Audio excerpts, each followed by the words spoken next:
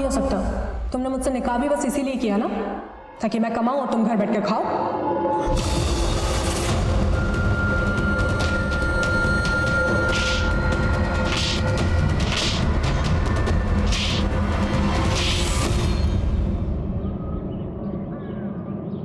हाँ बस 15 मिनट में पहुंच रही हूँ मैं।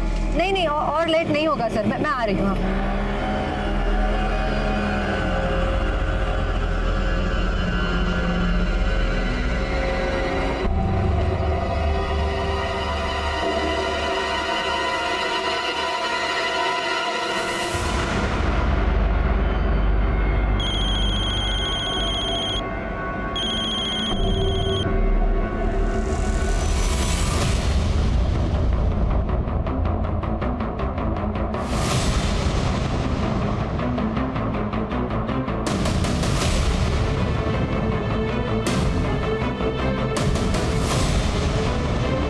ये लो 500 रुपये, इतना ही है मेरे पास। लगता है तुम्हारे पति को बताना पड़ेगा। ठीक है बता दूँ, तो मैं तुम्हारे बारे में अभी के अभी पुलिस को बता दूंगी। हाँ, पुलिस को बताएगी? क्या करे, छोड़ो मुझे।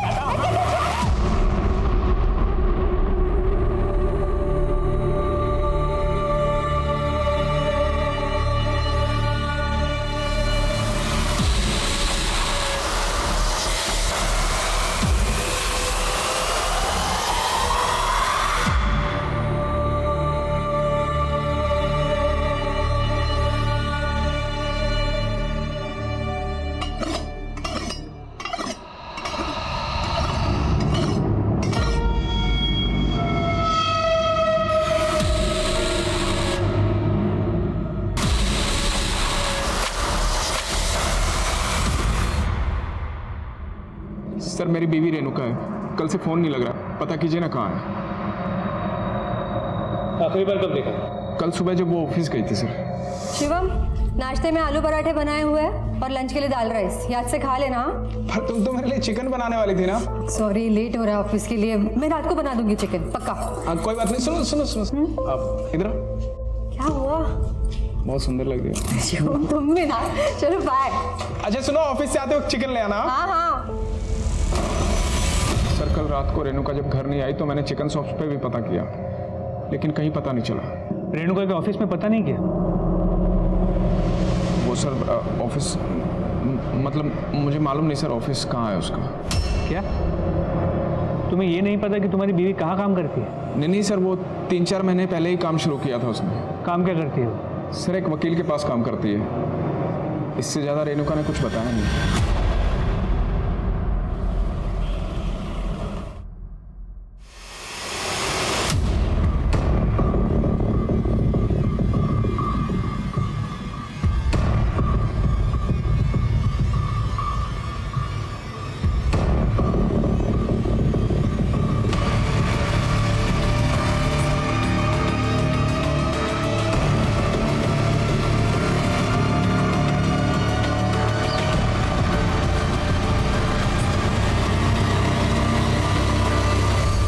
क्या चल रहा है तुम्हारे अंदर, लेकिन अभी साफ कर देती हूँ, वो कलीग है मेरा।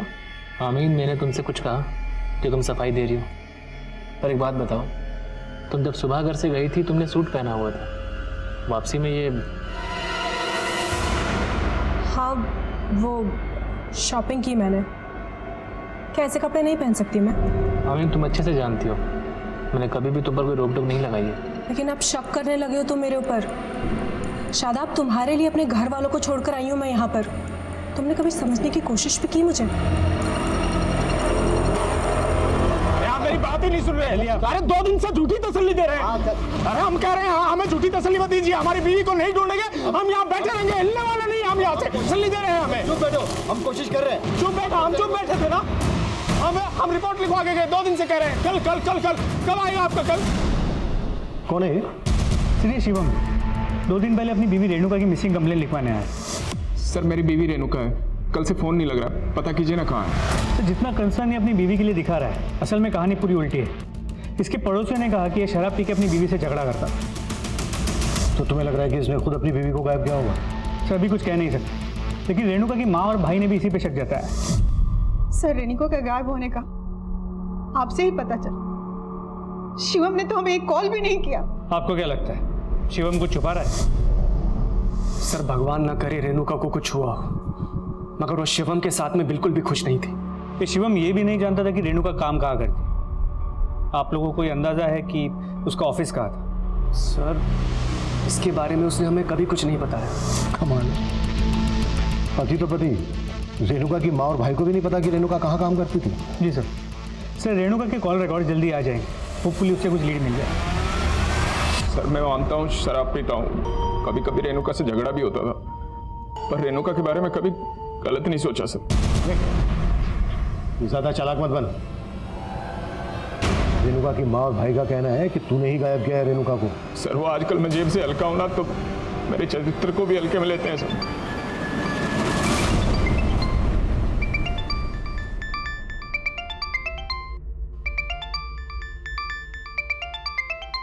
हेलो,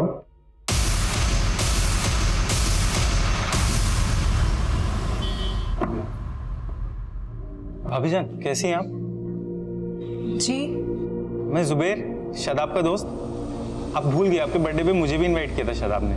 हाँ, लेकिन आप यहाँ कैसे? अरे वो एक्चुअली एक जगह पे शादाब के लिए जॉब की बात की थी मैंने, लेकिन उसको नंबर मिला, उसका नंबर नहीं लग रहा। कहाँ है वो एक्चुअली जुबैर, शादाब तो कई दिनों से मिसिंग है।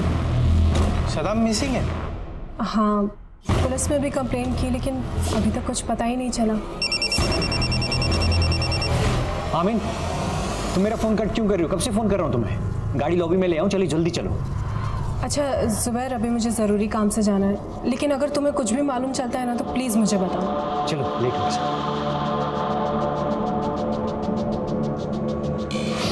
स्टेट लेवल पे मैंने रनिंग के लिए कितने अवार्ड जीते हैं। जिंदगी के रेस में मैं बहुत पीछे छूट गया यार। कैसी बात कर रहा है यार? तुझे पता है अगर तुझे अस्थमा नहीं होता तो तू आज कहाँ होता? जिस लड़की के लिए मैं अपने घर वालों से लड़ गया,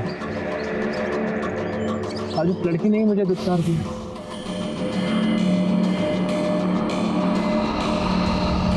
हाँ ठीक है, टीम को जल्दी यहाँ भेजो। हाँ ठीक है, ओके। कुछ लोग गुजर रहे थे, उन्होंने बॉडी को देख के हमें इन्फॉर्म किया। सर यहाँ ही ये देखिए, ये कटा हुआ सिर रेणुका के चेहरे से मैच करता है, और वहाँ बैग में 2 कटे हुए हाथ भी मिले।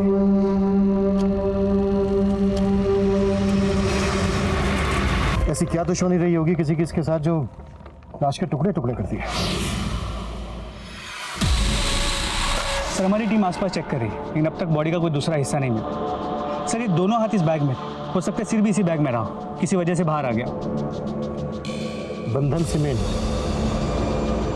ये मर्डर जरूर किसी कंस्ट्रक्शन साइट या फिर बिल्डिंग मटेरियल गोडाउन के आसपास किया गया। आसपास पता करो, पूछताछ करो। सर इसके अलावा ये भी पता चला है कि 3 दिन पहले रेणुका का फोन नंद विहार एरिया में स्विच ऑफ हुआ, और उसी दिन करीब 11:30 बजे उसे नंद विहार के पीसीओ से कॉल किया गया। सर मैंने मनीषा को उस पीसीओ पे भेजा था, लेकिन ये नहीं पता चल पाया कि वो फ़ोन किसने किया, ना ही वहाँ कोई सीसीटीवी कैमरा। हो सकता है रेणुका को फोन करके नंद विहार बुलाया गया हो। यहाँ से लेकर नंद विहार तक का एरिया अच्छे से स्कैन करो। जी सर। और शर्मा, रेणुका के ऑफिस का पता चला? सर उसके पति ने कहा था कि वो किसी लॉयर के पास काम करता है। उसके कॉल रिकॉर्ड में एक लॉयर का नंबर मिला है, सुबोध मिश्रा। सुबोध मिश्रा? Sir excuse. हाँ मनीषा बोलो। सर रेणुका के घर के पास एक ऑटो स्टैंड से पता चला है कि वो अक्सर एक शंभू नाम के आदमी के ऑटो में ऑफिस आया जाया करती थी। तुम मिली उस ऑटो वाले से? सर वो अभी ऑटो स्टैंड पे नहीं मिला। पता करो वो कहाँ है।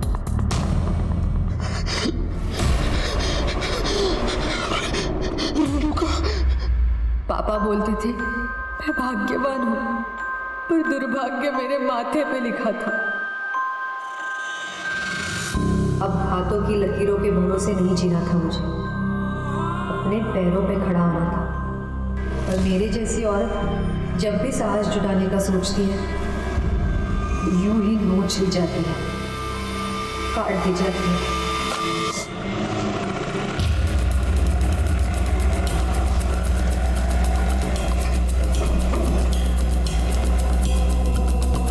अरे भाई तुम समझने की कोशिश क्यों नहीं कर रहे? इससे ज़्यादा मैं तुम्हें पैसे नहीं दे सकता।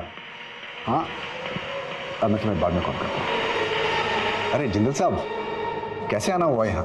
क्या बात है सुबोध जी, जब भी हम मिलते हैं गलत कारणों से मिलते हैं। पिछली बार भी जब आपसे मुलाकात हुई थी तो आप एक क्रिमिनल को डिफेंड करने की कोशिश कर। अरे सर, अपने क्लाइंट्स को डिफेंड करना ये तो पेशा है मेरा। रेणुका को तो आप जानते ही होंगे। हाँ, रेणुका टाइपिस्ट है मेरी, लेकिन बहुत दिनों से ऑफिस नहीं आ रही है वो। रेणुका के पति ने हमें बताया कि रेणुका 10 अगस्त को यहाँ आपके ऑफिस आने के लिए निकली थी और उसके बाद हमें उसकी लाश मिली। क्या? रेणुका की लाश? 10 अगस्त को रेणुका यहाँ आपके ऑफिस आई थी? नहीं सर, 10 अगस्त से ही उसने आना बंद कर दिया था ऑफिस। 10 अगस्त को 10:15 बजे आपने रेणुका को फोन किया था। फोन किया था? हाँ, याद आ गया सर, मैंने उसको फोन किया था। तुझे मालूम था ना रेणुका कि आज तुझे कितना इंपॉर्टेंट केस हैंडल करना है, मगर तू आज भी लेट हो गई। हाँ बस 15 मिनट में पहुंच रही हूँ मैं। नहीं और लेट नहीं होगा सर, मैं आ रही हूँ। मैं तो वेट करता रह गया सर, मगर वो ऑफिस नहीं पहुंची और उसके बाद उसका फोन भी बंद आने लग गया, तो मुझे कुछ ठीक नहीं लगा। मगर क्या है ना, उसके हस्बैंड का मेरे पास नंबर भी नहीं था, तो मैं।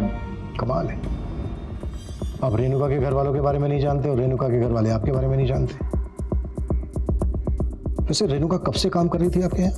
यही करीब 3 महीने पहले न्यूज़पेपर में हमारी ऐड देख करके वो इंटरव्यू देने के लिए आई थी। सर वो जरूरतमंदी नहीं, बेहद ही डेडिकेटेड लड़की थी। मुझे तो बहुत धक्का लगा सर ये जानकर कि उसका मर्डर हो गया। कौन कर सकता है ऐसा? किसी पर शक है आपको?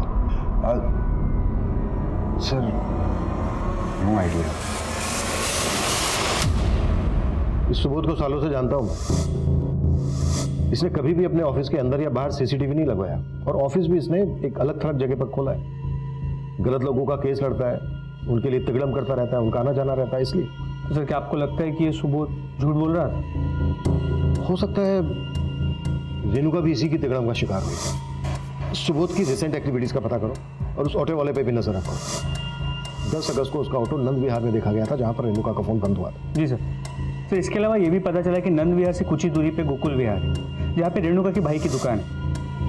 सर क्या कोई भाई अपनी बहन को इतनी बहरे में से, वो भी बिना किसी क्लियर मोटिव के? एंगल और मोटिव तो सबके ढूंढने पड़ेंगे। ये शिवम भी मुझे कोई दूध का धुला नहीं लगा।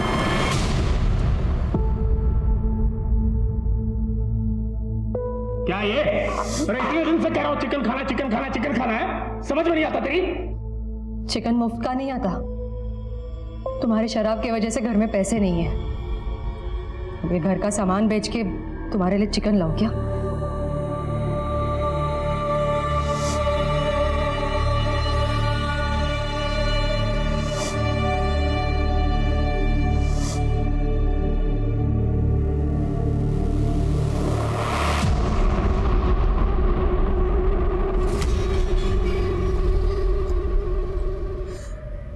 नहीं सर, ये शादाब नहीं है।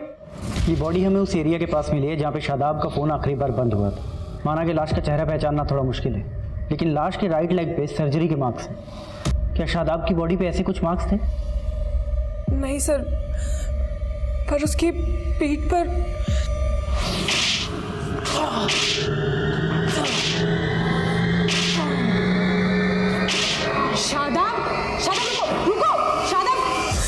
सर, शादाब डिप्रेशन में कहीं चला गया है, वो मरा नहीं है।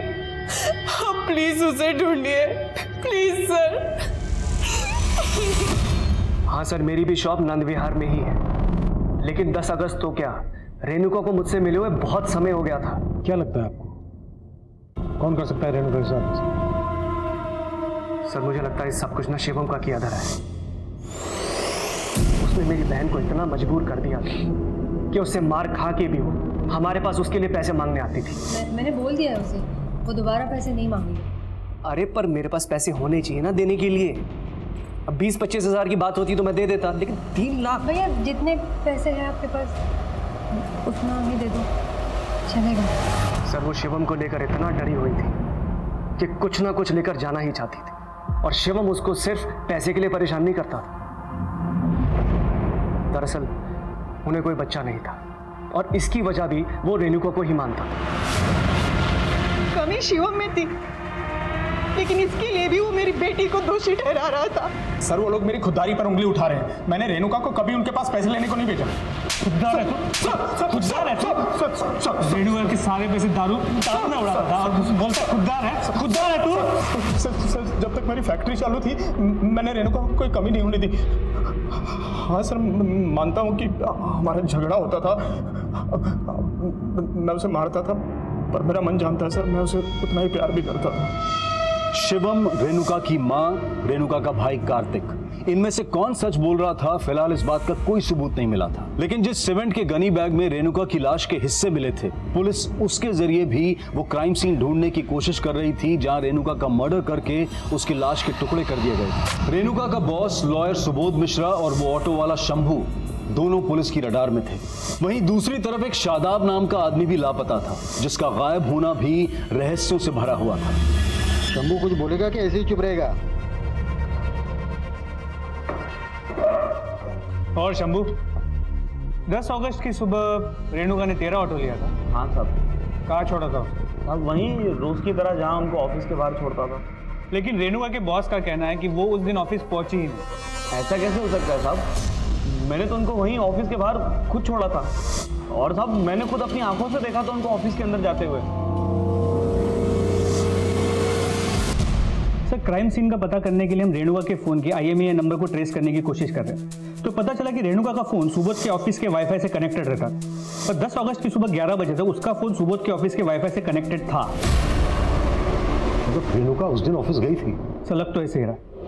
और सर, सुबोध के कॉल रिकॉर्ड्स में एक शिल्पी नाम की लड़की का नंबर मिला है। सर, ये नंबर भी 10 अगस्त से बंद है, और 10 अगस्त को इस नंबर की मोबाइल की लोकेशन भी सुबोध के ऑफिस के एरिया की है।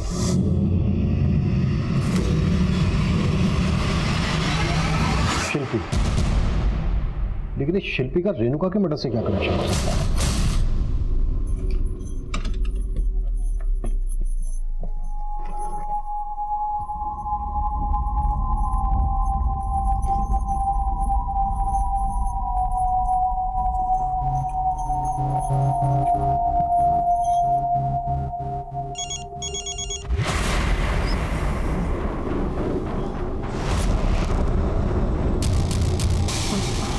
हेलो, हाँ मैं आ रही हूँ। क्या हुआ मालती, नहीं घबराई हुई हो? नहीं, कुछ नहीं। एक गिलास पानी पिला दो। हाँ, अभी लाई। अरे संभल के मालती, क्या कर रही हो? गिर जाओगी, आराम से।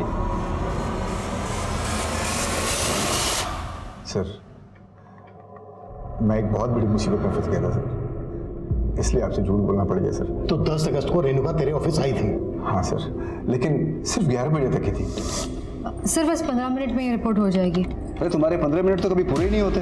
एक काम करो, छोड़ो इसको और जाओ घर। नहीं सर, मैं दोबारा ऐसा नहीं होगा सर। मैं तुम्हें जॉब से नहीं निकाल रहा हूँ, आज की छुट्टी दे रहा हूँ। इसको छोड़ो और जाओ। सर, मैंने शिल्पी के कारण रेणुका को छुट्टी दी थी, लेकिन क्या? अरे शिल्पी कौन है? शिल्पी मेरी साली है, और शिल्पी उस दिन ऑफिस आने वाली थी सर।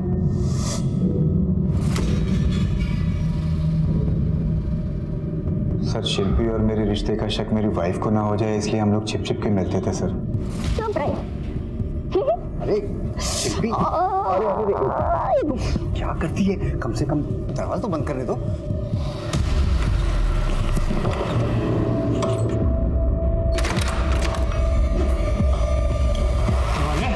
तुम्हारी अर्जी फिर से रिजेक्ट कर दी कोर्ट ने।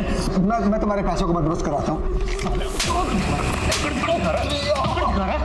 थारा बंदोबस्त तो आप करेंगे।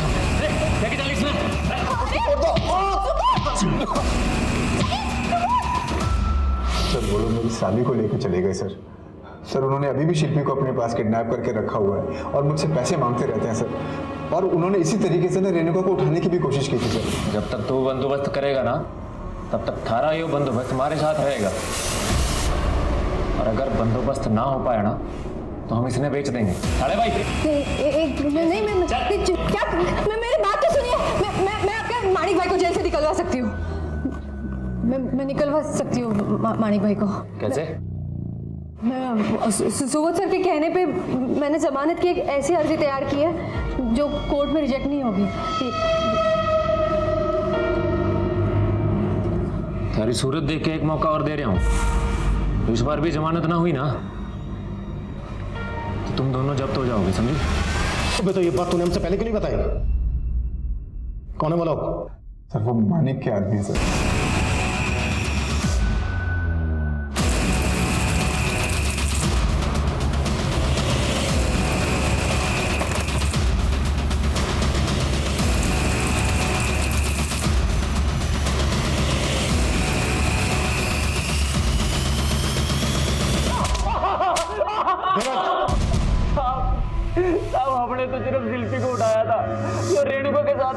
कुछ भी ना किया था। सर नंद विहार में एक जगह का पता लगा है। पूरे एरिया को अच्छे से कवर करो, किसी को आने मत दो। सर ये पूरा एरिया डिस्प्यूटेड प्रॉपर्टी में आता है। यहाँ कंस्ट्रक्शन का काम चल रहा था, लेकिन फिलहाल काम रोक दिया गया है। इस पूरे चौल में कोई नहीं रहता है। और सर यहाँ आइए, सर ये देखिए, बिल्कुल वैसी ही सीमेंट की बोरियां हैं जैसे बोरी में हमें रेणुका का सर और हाथ मिले थे। सर ये आइए, सर ये अंदर आइए, ये देखिए सर, बॉडी का बचा हुआ हिस्सा यहाँ पे।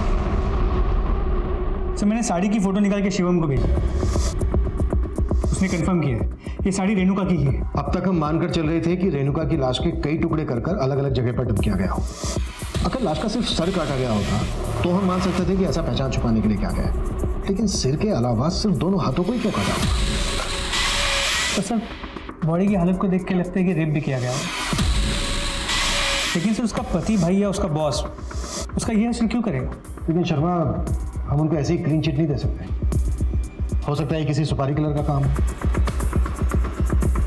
ये देखो, लाश के ऊपर पान की पिक के निशान है, और सिर्फ लाश के ऊपर ही नहीं, आसपास भी। ये देखो दीवार पर, हो सकता है इसका कलर पान खाता हो।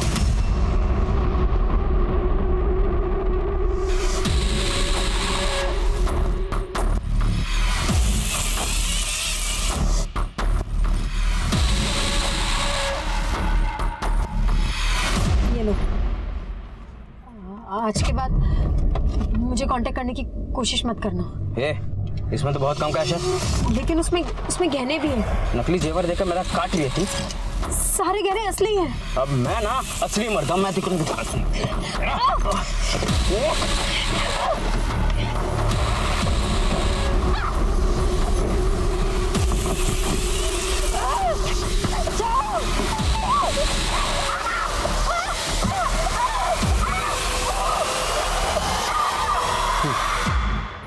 सर शिवम, सुबोध मिश्रा, कार्तिक, तीनों ने कहा कि वो पान नहीं खाता।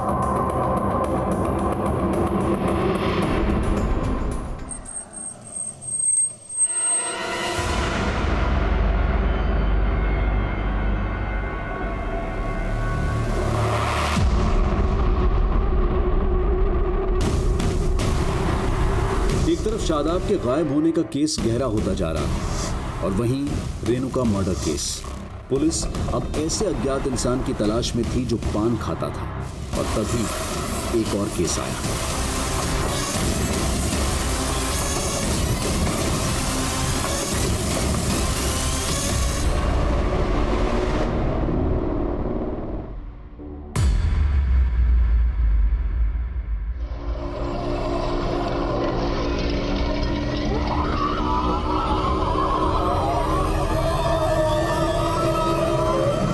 ऑफिस से आया तो दरवाजा अंदर से बंद था। मेरे पास घर की डुप्लीकेट चाबी है, तो मैं जब वो खोलकर अंदर आया,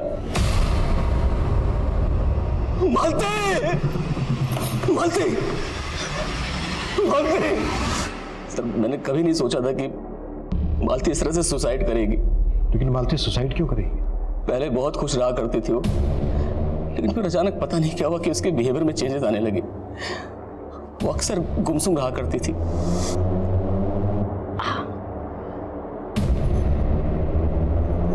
मालती, क्या हुआ? मुझे बताओ ना, क्या परेशानी है? मालती? सर उसने मुझे कभी कुछ नहीं बताया, और आज देखिए मालती के साथ।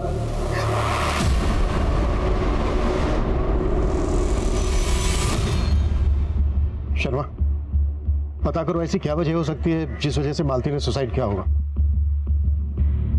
ये मालती का पति कहीं हमसे कुछ छुपा तो नहीं रहा है?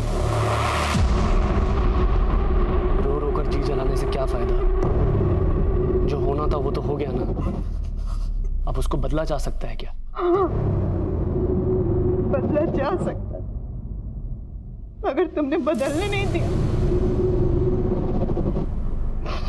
मेरी बेटी अपनी तकलीफों में पीसती रही और तुमने उसको उसके हाल पे छोड़ दिया। तुम्हारी वजह से उसने मुझसे मिलना छोड़ दिया। तुम्हारी वजह से मैं अपनी बेटी को आखिरी बार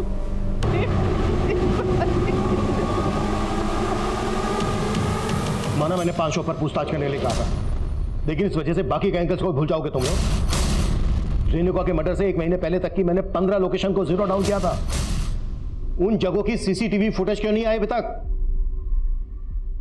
जल्दी करो सर। सर वो सुसाइड करने वाले मालती के कॉल रिकॉर्ड में एक सस्पिशियस नंबर मिला, जो किसी शादाब नाम के आदमी का। सर ये नंबर लखनऊ के एड्रेस पे रजिस्टर्ड है। लखनऊ पुलिस से बात हुई तो पता चला है शादाब 1 महीने से गायब जी सर। उसकी बीवी ने मिसिंग कंप्लेंट भी लिखवाई, लेकिन सर हैरानी वाली बात यह है कि शादाब के नंबर से मालती को रिसेंट टाइम्स में कॉल किए गए और मालती का पति भी शादाब को नहीं जानता।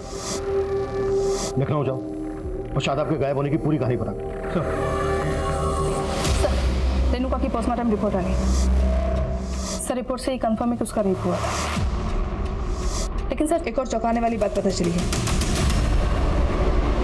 सर रिपोर्ट से ही कंफर्म है कि उसका रेप हुआ था। लेकिन सर चौंकाने वाली बात यह है कि वो 2 महीना प्रेग्नेंट थी।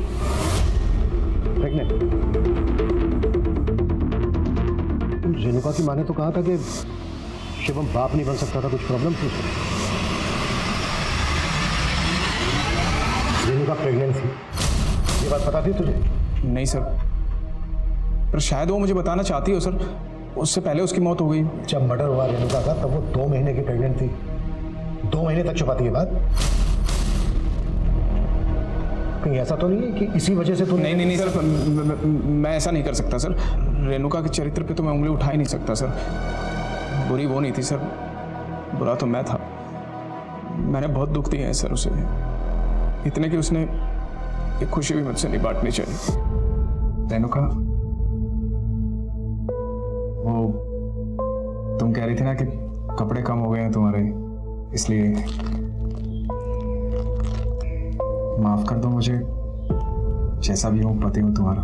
पति हो, मेरे तन पे हक जता के नोच सकते हो मुझे, और मेरा तन ढकने के लिए तुम्हारा दिया एक कतरा भी नहीं पहनूंगी मैं। उसे खोना नहीं चाहता था सर, प्यार करता था उससे।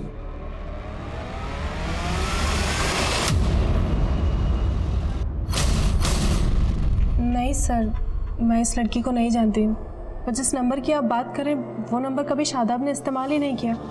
लेकिन मालती को जिस नंबर से फ़ोन आ रहा था वो भी शादाब के नाम पे रजिस्टर्ड। लेकिन सर वो तो 1 महीने से मिसिंग है। आखिरी बार कब देखा था उसे?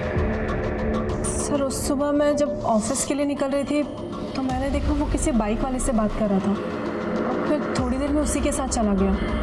और उसके बाद ना शादाब का कुछ पता चला और ना ही वो बाइक वाले का।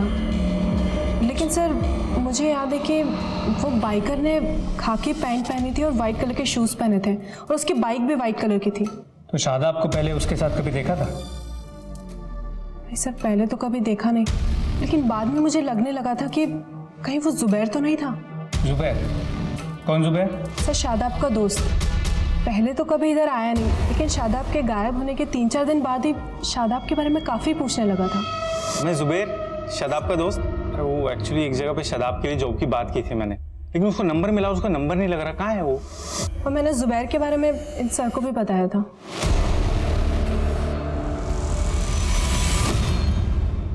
सर रेणुका ने कभी हमें नहीं बताया कि वो प्रेग्नेंट थी। और सर शिवम तो बाप बन ही नहीं सकता। कार्तिक, ये कहकर तुम अपनी बहन रेणुका के चरित्र पर सवाल उठा रहे हो?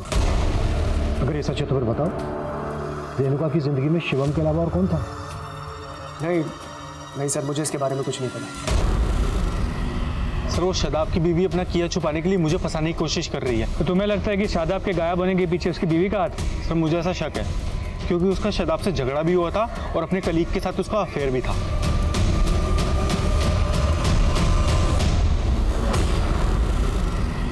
सर रेणुका के बैकग्राउंड में अफेयर का कोई क्लू नहीं मिला।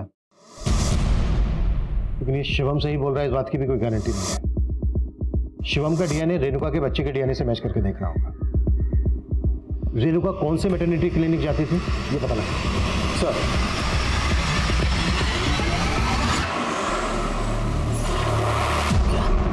मालती का मोलेस्टेशन?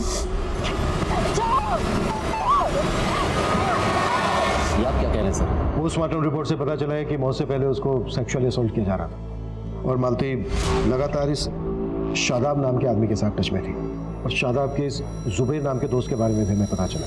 ध्यान से देखिए, आपने देखा था कभी मालती के साथ? नहीं सर, इनको नहीं देखा मैंने कभी।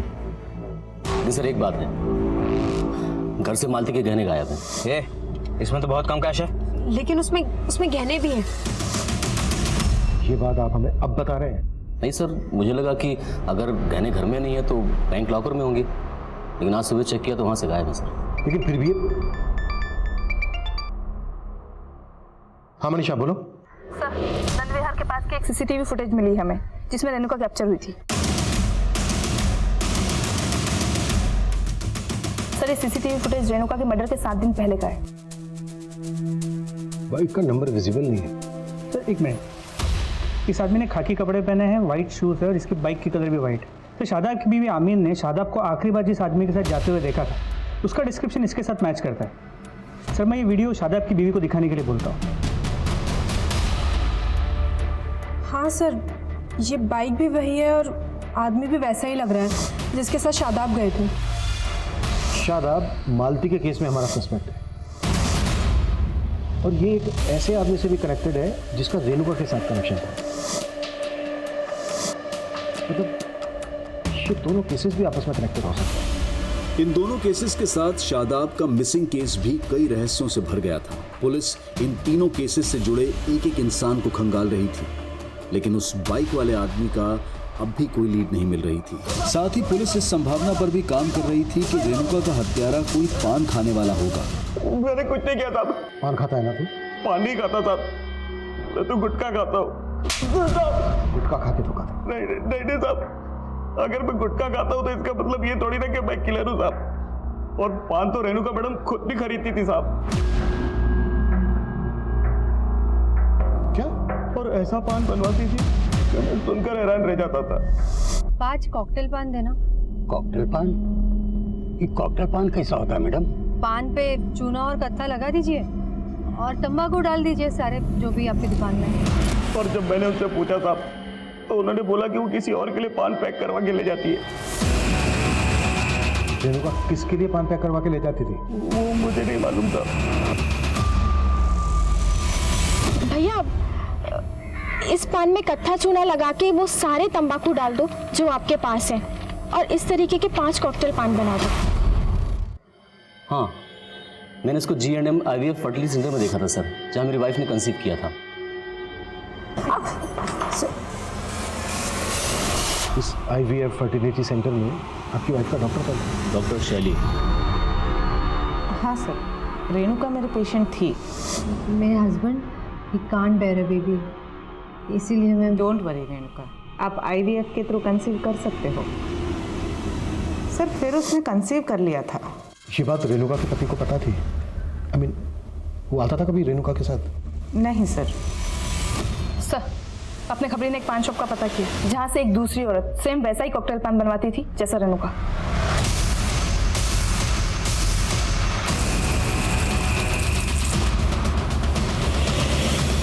कौन है औरत जो तुमसे कॉकटेल पान लेके जाती थी? सर वो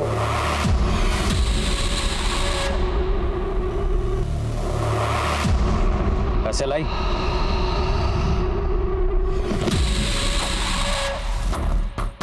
ये क्या चिल्लड़ लाई है? मजाक समझ रहा तुमको? मजाक लग रहा है?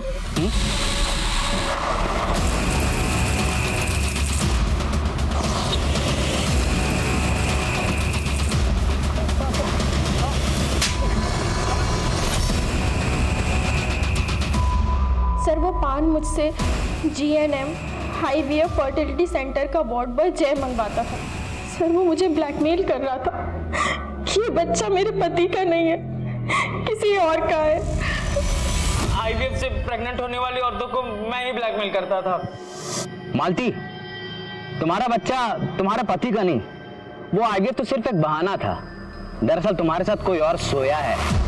क्या बकवास कर रहे हो तुम? मेरे पास तो वीडियो भी है, पता है ना? तुम्हारे पति को दिखा दिया तो क्या होगा? कहाँ है वो वीडियोस? वो तो बस उन्हें झूठ बोलता था ताकि वो मेरे जाल में फंस जाए। दोनों औरतों को सिर्फ ब्लैकमेल ही नहीं कर रहा था, बल्कि रेप भी करता था उनका। सारे गहने असली हैं। मैं भी असली मर्द हूँ। खाता हूँ।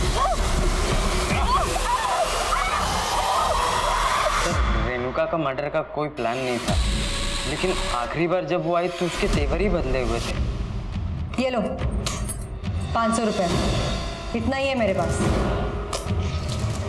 लगता है तुम्हारे पति को बताना पड़ेगा कि तुम्हारे पेट में किसका बच्चा है। बता दो तो मैं तुम्हारे बारे में अभी के अभी पुलिस को बता दूंगी।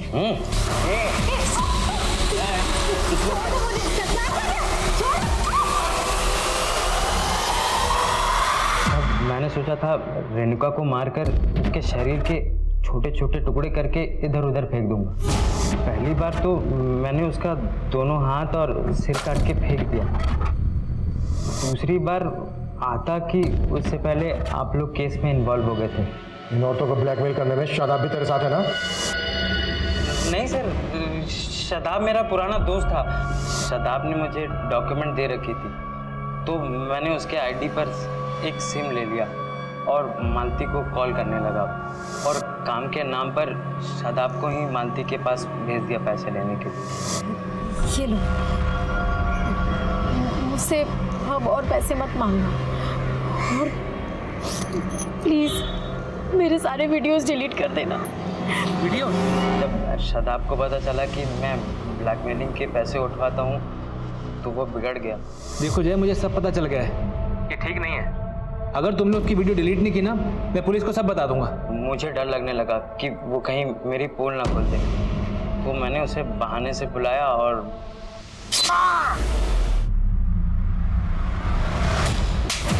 ये काम तो अकेले तो कर नहीं सकता। और कौन कौन शामिल है तेरे साथ इसमें? साहब IVF फर्टिलिटी की डॉक्टर गिलबर्ट और डॉक्टर शैली मेरे साथ इसमें शामिल थे। तो डॉक्टर गिलबर्ट इन औरतों का रेप किया करता था? नहीं सर, वो अपना स्पर्म देता था और वही लोग बताता था कि किसको टारगेट बनाना है। हमारे यहाँ जितने भी कपल्स आते, उनमें से जो भी मेल्स बच्चा पैदा करने में इनकैपेबल होते, हम उन्हें झूठा एश्योरेंस देते कि हम उनकी प्रॉब्लम सॉल्व कर देंगे, और इलाज के नाम पर खूब पैसा बनाते हैं। यही तुम लोगों ने मालती के साथ किया? हाँ सर, उसको लगता था मालती ने उसका ही बच्चा कंसीव किया है, और मालती को प्रेग्नेंट करने के लिए गिलबर्ट का स्पर्म यूज किया। तुम दोनों के कहने पर जय ने उसको ब्लैकमेल करना शुरू किया, और जय की ब्लैकमेलिंग से तंग आकर उसे सुसाइड कर दिया। एक जिंदगी को जन्म देने का झांसा देकर कितनी जिंदगियां बर्बाद कर रहे थे तुम लोग। IVF एक ऐसी पद्धति है जो आजकल काफी चर्चा में है। ऐसी पद्धति के जरिए निसंतान दंपत्ति अपने परिवार को आगे बढ़ाने का सपना देखते हैं, और वो ऐसे डॉक्टर्स को किसी मसीहा से कम नहीं समझते। लेकिन गिलबर्ट और शैली जैसे डॉक्टर्स और वार्ड बॉय जय थोड़े से पैसों के लालच में बेहद संगीन जुर्म को अंजाम पहुंचा रहे थे। इससे पहले पुलिस को इस रैकेट की कभी भनक भी नहीं लगी थी। रेणुका, मालती और सुधा, इन औरतों की चाहे जो भी मजबूरी रही हो, लेकिन अगर इन्होंने एक बार भी पुलिस से संपर्क करने का साहस जुटाया होता तो इन्हें यूं अपनी जान नहीं गंवानी पड़ती। अब मैं अनूप सोनी आपसे विदा लेता हूं, फिर मुलाकात होगी क्राइम पेट्रोल सतर्क में एक और नए केस के साथ। तब तक अपना और अपने परिवार का ख्याल रखें, सतर्क रहें, सुरक्षित रहें और देखते रहें क्राइम पेट्रोल सतर्क। जय हिंद।